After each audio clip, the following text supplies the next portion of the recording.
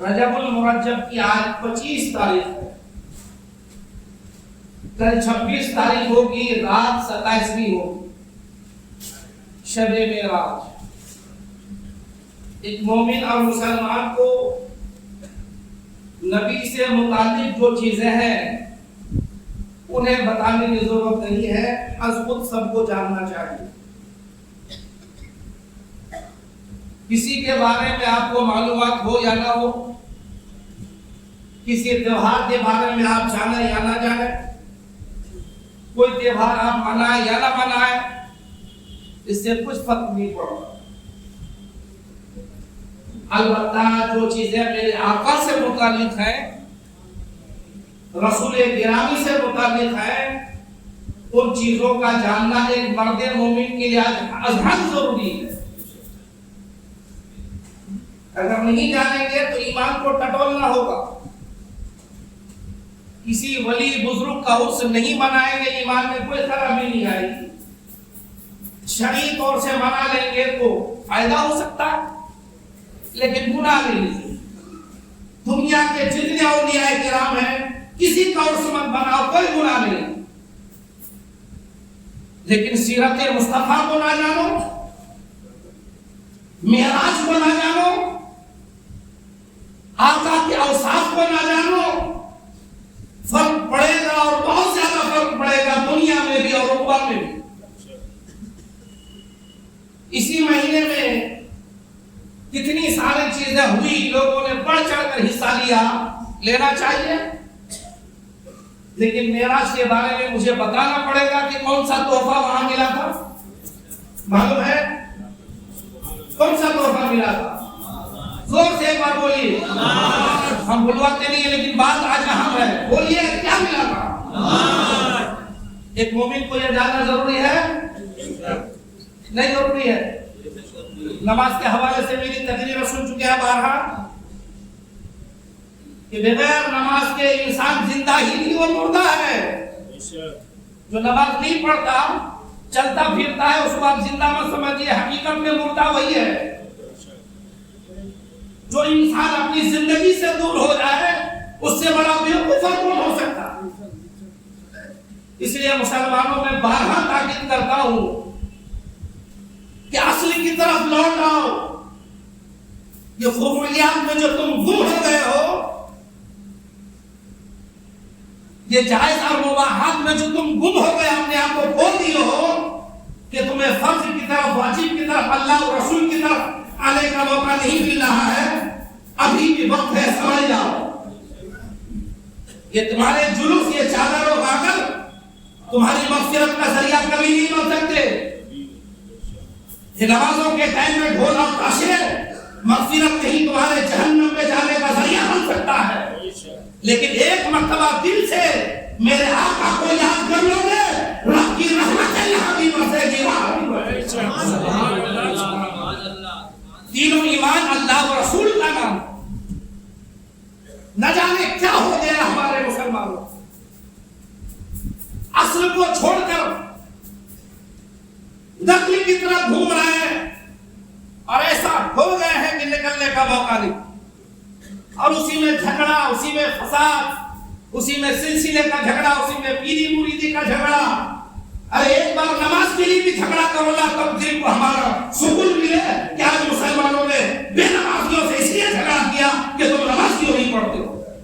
ایک مرتبہ میرے آقا کو اس کا احساس بھی تو ہو کہ میرے غلام بے نمازیوں سے اس لیے جھگڑ رہے ہیں کہ اس نے نماز کیوں نہیں پڑھی۔ یہ جھگڑا ایسا ہے کہ تمہیں جنت دلا دے گا، یہ جھگڑا ایسا ہے کہ تمہیں عزت دلا دے گا۔ مگر ہے کوئی فرق؟ یہ فاتحہ نہیں ہوئی تو بیوی ناراض، وہ فاتحہ نہیں ہوئی تو صاحب خاندان والے ناراض، وہ عرس نہیں ہوا تو پیر صاحب ناراض، اور نماز نہیں پڑھا تو کون ناراض ہو رہا ہے؟ نہ پیر ناراض، نہ بیوی ناراض، نہ شوہر ناراض، یہ سب پر کوئی فرق نہیں پڑتا، لیکن نادانو ان کی راضی ناراضگی سے کچھ فرق نہیں پڑتا۔ حقیقت تو یہ ہے، رب راضی ہو جائے تو فرق پڑے گا، مصطفیٰ راضی ہو جائے تو فرق پڑے گا، اگر خدا و رسول ناراض ہو جائے تو فرق پڑے گا۔ کیوں چکروں میں پڑے ہو؟ کیوں نہیں خدا کی بارگاہ میں آ جاتے؟ دوسری راتوں میں کتنا اہتمام ہوتا ہے؟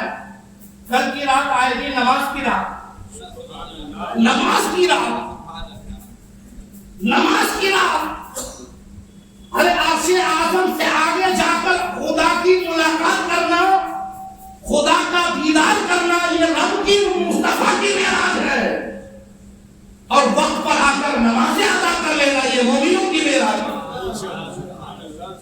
معراج سب کو نہیں ملتی، 1,00,000 بلکہ لاکھوں انبیاء کرام جو آئے، معراج کسی کو نہ ملی سوائے میرے آقا کو، اور اتنے نبیوں کی امت آئی، معراج کسی کو نہ ملی سوائے امت محمدیہ کو۔ کوئی مسلمانوں تمہیں تو شب معراج کے لیے مہینوں پہلے سے پریپریشن کرنا چاہیے کہ ہمارا نماز دے آ رہا ہے، نماز والی رات آ رہی ہے، مگر ہے ایسا؟ کیونکہ تم تو پہلی سے سال بھر 6 مہینہ سے پہلے اپنے پیر صاحب اپنے فلاں صاحب کی عرس کی تیاری میں چادر گھومنے لگے ہو، چادر میں کڑھائی کروانے لگے ہو، بھور والوں کو بکنگ کروا رہے ہو، کم والوں کو بکنگ کروا رہے ہو، جلوس والوں کی دعوتیں دے کے پھر رہے ہو۔ تمہارے پاس کہاں موقع ہے کہ اس رات کے بارے میں سوچو جس رات میں پروردگار عالم نے اپنے محبوب کو اپنے بندوں کے لیے نماز کا تحفہ عطا فرمایا۔ رب تحفہ دینے والا، مصطفیٰ تحفہ لینے والے، اس سے بہتر تحفہ بھی نہ دنیا میں کوئی دینے والا ہے نہ دنیا میں کوئی لینے والا ہے۔ اور تحفہ بھی کہاں دیا گیا؟ کہاں تحفہ گفٹ ملا؟ حضرت موسیٰ نے کہا تھا، عرض کیا تھا پروردگار تجھے دیکھنا چاہتا ہوں۔ رب نے کہا موسیٰ مجھے نہیں دیکھ سکتے ہو، میں دکھانے پر قادر ہوں، تم دیکھنے پر قادر نہیں۔ اور یہاں میرے آقا گھر میں جلوہ گر ہے، رب حضرت جبریل کو بھیجتا ہے، جبریل جاؤ میں نبی کے دیدار کا مشتاق ہوں۔ وہاں عرض کرنے پر بھی جواب آ رہا ہے، موسیٰ نہیں دیکھ سکتے، اور یا فرشتوں کے ذریعے، جبریل کے ذریعے ہزاروں فرشتوں کی جماعت پروردگار بھیجتا ہے میرے آقا کے گھر، جاؤ میرے محبوب کو، آج میں محبوب کو معراج کرانے والا۔ تحفہ دنیا میں نہیں دیا جا رہا ہے، لا مقام بلا کر دیا جا رہا ہے۔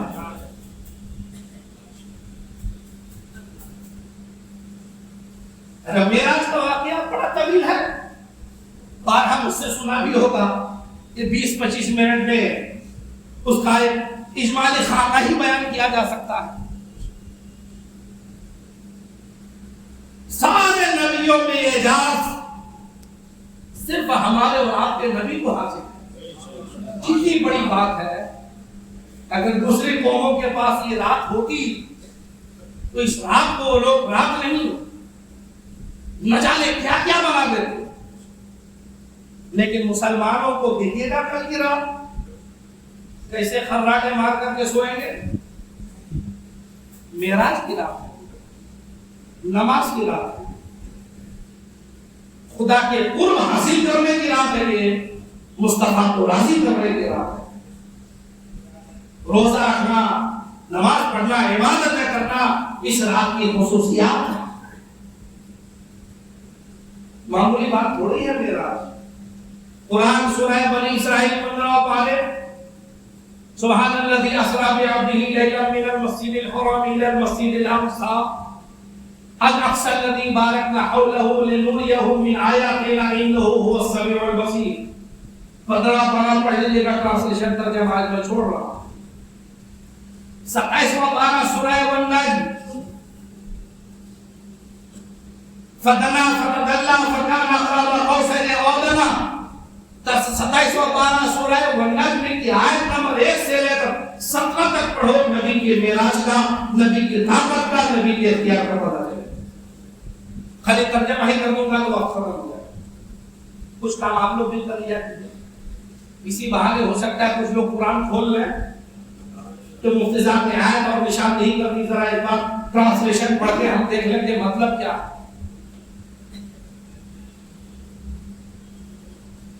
نبی خدا کے قریب گئے، اتنا قریب کہ اسی سورہ والنجم فکانا قاب قوسین او ادنی، قوسین کے درمیان کمان کے درمیان، کمان اور اس کی رسی کے درمیان جو کھینچتے ہیں کتنا فاصلہ رہتا، او ادنی اس سے بھی قریب خدا کے میرے آقا پہنچ گئے. اور اس کے بعد بھی آواز آتی رہی محبوب قریب آؤ اور قریب آؤ اور قریب آؤ. جب محبوب قریب ہو گئے تو آقا نے ارشاد فرمایا رب کو میں نے احسن صورت میں دیکھا، رب نے میرے دونوں کاندھوں کے درمیان اپنا دست قدرت رکھا تو میں نے رب کی ٹھنڈک کا اثر اپنے سینے میں محسوس کیا. پھر وہاں فَأَوْحَى إِلَىٰ عَبْدِهِ مَا أَوْحَىٰ، وہاں رب کو جو کچھ اپنے نبی کو بتانا تھا سب بتا دیا. کیا بتایا، کیا کیا بتایا یہ خدا جانتا ہے، رسول خدا جانتے ہیں. اس لیے کسی امتی کو، کسی مومن و مسلمان کو یہ کہنے کا حق نہیں ہے کہ یہ نبی نہیں جانتے، یہ قرآن کا انکار ہو جائے گا. تمہیں کیا معلوم کہ جن کے بارے میں تم کہتے ہو سکتا ہے رب نے بتا دیا ہو. یہاں تو یہ ہے کہ رب نے جو کچھ بتانا تھا نبی کو بتا دیا. اب نبی نے رب کی بتائی ہوئی اور دی ہوئی طاقت سے مخلوق خدا کو بتایا. جہنم کا پتہ، جنت کا پتہ، پلسرات کا پتہ، لیوان حمد کا پتہ، میدان محشر کا پتہ، عالم برزخ کا پتہ، نیکیوں کے انجام، برائیوں کے انجام سب میرے آقا نے دنیا والوں کو بتا دیا، کیونکہ یہ سیر ہے مصطفیٰ کی. اسی میں آپ بخاری، مسلم، ترمذی، نسائی، سیاہ ستہ ہو یا دیگر حدیث ہے، جس حدیث کی کتابوں کو اٹھائیں گے اس میں واقعہ معراج آپ کو ملے گا. معراج کا واقعہ تفصیل کے ساتھ، اور یہ ایک ایسا واقعہ ہے جس کو جھٹلا نہیں سکتا. 30 سے 40 صحابہ کرام نے معراج کی حدیثوں کو روایت کیا، اور ان میں خلفائے راشدین بھی شامل ہیں. حضرت صدیق اکبر، حضرت عمر فاروق، حضرت عثمان غنی، حضرت مولا علی شیر خدا مشکل کشا رضوان اللہ تعالی اجمعین.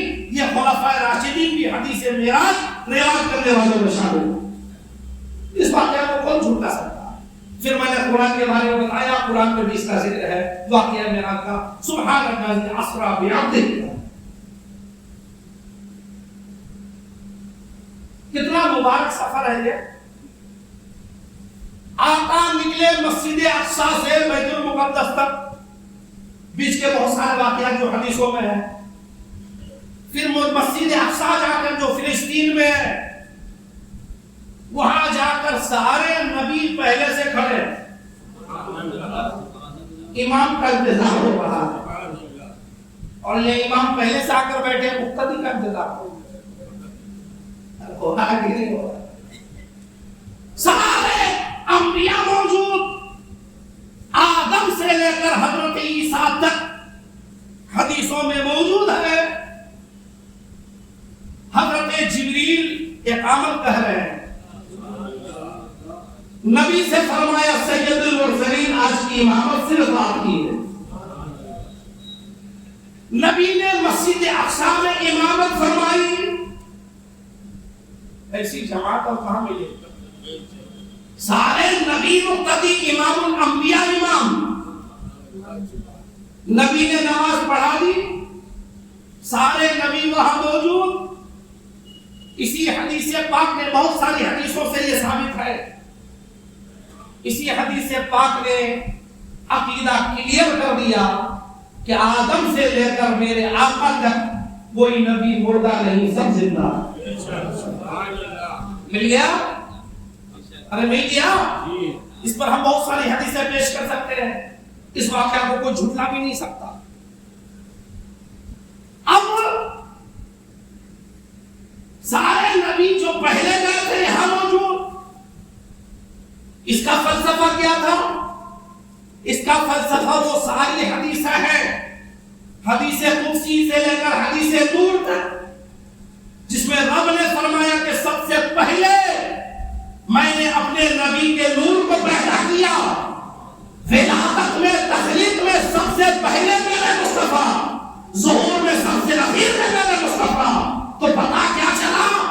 عقیدہ رب نے بتایا کہ تخلیق کے اعتبار سے میرے مصطفیٰ پہلے، ظہور کے اعتبار سے میرے مصطفیٰ بعد میں، اگر حدیثوں میں جایا جائے تو کافی ٹائم لگے گا۔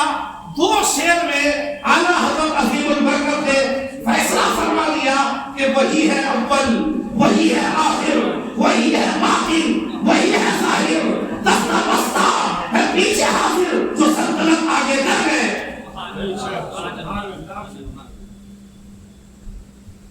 تو سارے نبی وہاں حاضر، بتا دیا رب نے اپنے محبوب کو یہ عظمت دے کر کہ میرے مصطفیٰ اول بھی ہے اور آخر بھی ہے، اور میرے مصطفیٰ سارے نبیوں کے تاجدار و امام بھی ہے۔ پھر وہاں سے آگے گئے، پہلا آسمان، دوسرا، تیسرا، سدرۃ المنتہا، جہاں حضرت جبریل نبی کا حضور، یہیں تک۔ اب نہ کسی فرشتے کی رسائی اوپر ہے، نہ کسی نبی و رسول کی، صرف آپ کی ہے۔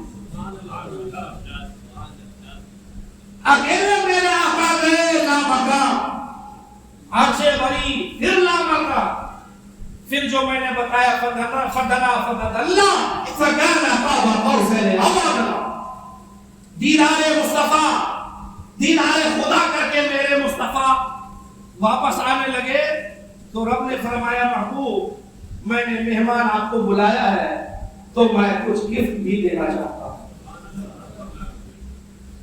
رب نے 50 وقت نماز کا تحفہ عطا فرما دیا۔ کتنے پڑھتے ہیں آپ لوگ؟ 5 سچ بولیے، 4 ہی تو پڑھتے ہیں یار، 5 نہیں، کچھ لوگ ہیں 5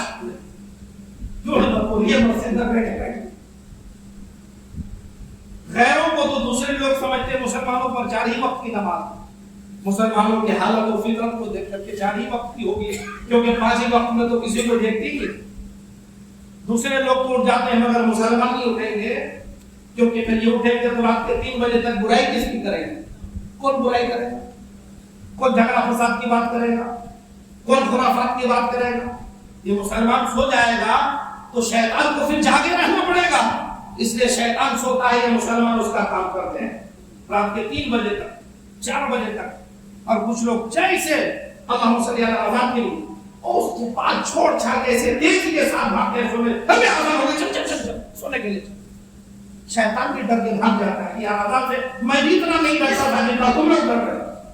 مسلم شریف کی حدیث ہے کہ جب اذان ہوتی ہے شیطان اتنی تیزی کے ساتھ خارج کرتا ہوا بھاگتا ہے کہ یہاں تک کہ اذان کی آواز ان کے کانوں تک نہ پہنچے۔ اور سیم وہی کنڈیشن ہے مسلمانوں جیسا ارے اذان ہو گئی، چل فطرت بدلو، فطرت۔ اذان سن کے مسلمان نہیں بھاگتا ہے، شیطان بھاگتا ہے۔ اذان سن کے مسجد کی طرف آنا مسلمان کی شان، مومن کی شان۔ خیر نماز 5 ہی وقت ہے، آپ چاہے یہ وقت پڑھیں گے، آپ کے کہنے سے فرض بدلے گا۔ 5 وقت 50 وقت لے کر آ رہے تھے، وہ تو کرم ہو گیا یار حضرت موسیٰ کا، ہو گیا نا، چھٹے آسمان پہ ملے، حضور کیا لایا ہے؟ کہا بھائی 50 وقت کی رب کی طرف سے تحفہ ملا ہے۔ کہا حضور رحم کھائیے اپنی امت پر، میں نے 2 وقت میں اپنی امت کو آزما لیا تو نہیں ہو پائے، 50 وقت آپ کی امت، ایج بھی کم، وقت بھی کم، ٹائم بھی کم، کیسے ہوگا؟ پتا چلا نماز سے نکلا کہیں دوسرے آزان، حضور رحم کیجیے۔ یہ میرے آقا کا اعزاز ہے۔ یوں تو ایک بار ہے، موسیٰ کی گزارش میں 9 بار ہے۔ یہ میرے آقا کا